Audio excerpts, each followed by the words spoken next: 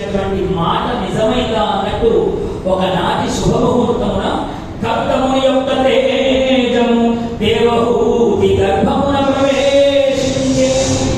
శుభముహూర్తంలో కర్తవ ప్రజాపతి దేవహూతుల సంగమం జరిగి వీడి తేజము దేవహూతి గర్భంలో ప్రవేశించిందట.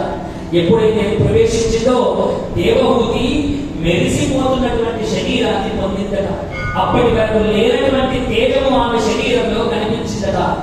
అద్భుతమైన శుభముహూర్తంలో స్వామి ఇంకా 9 మాసములు గర్భవాసం పొందినటువంటి స్వామి ఈ లోకంలో ఉద్భవించబోతున్నాడని తెలుసుకున్నటువంటి దేవగణులందరూ కూడా పుష్పవృష్టిని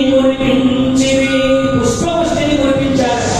స్వామి ఇప్పుడు మళ్ళీ భూమి మీద అవతరించబోతూ ఉన్నాడు.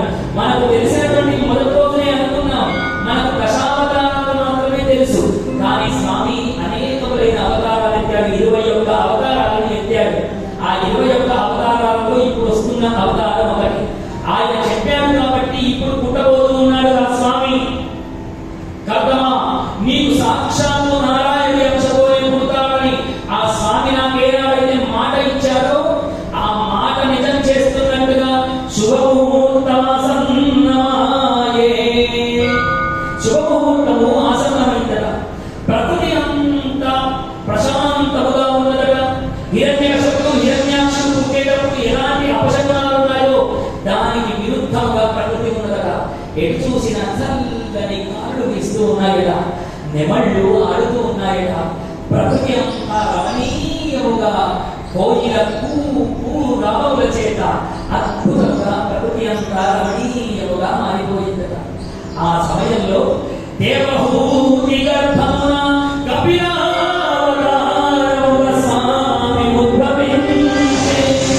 స్వామి కపిలావతారంలో స్వామి ఉద్భవించాడట. కపిల అంటే నల్లని వాడు అని అర్థం. కపిలము అంటే నల్లని వస్తువు అని అర్థం. నల్లని శరీరం చేత స్వామి ఈ భూమి మీద ఉద్భవించాడు. ఎందుకు నల్లని వర్ణంలో పుట్టాడు అంటే నలుపు అంటే అజ్ఞానమునకు ప్రతీక.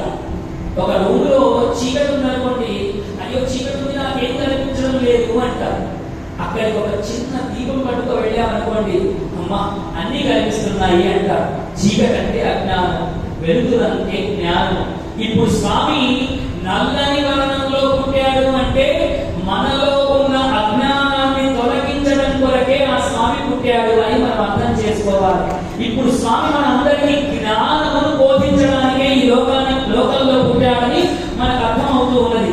ఎప్పుడైతే స్వామి కపిల రూపంలో పుట్టాడో ఆ పుత్రుడిని ఎప్పుడైతే పొందాడో కర్తవ ప్రజాపతి దేవహూతులు ఇద్దరు కూడా నమస్కారం చేశాక, ఆహా నారాయణ కపిల రూపమున మహాగర్భమున జన్మించి నాకు పితృరుణము మాతృరుణము దేవరుణము ఋషిరుణముల నుండి విముక్తులవుతివి.